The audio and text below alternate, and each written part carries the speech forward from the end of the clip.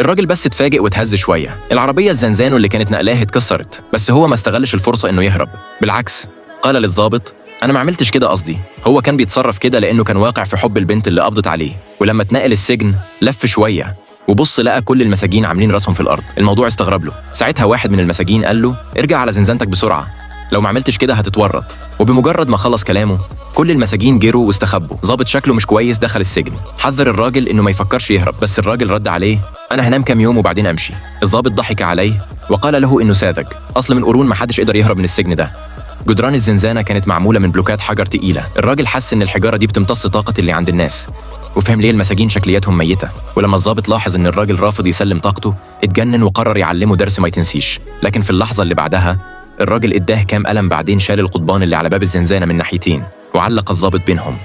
الضابط اتعصب وفضل يترقص في مكانه، مش قادر يتحرك ولا خطوة، وبيتفرج وهو عاجز على الراجل وهو ماشي وبيسيب السجن وراه.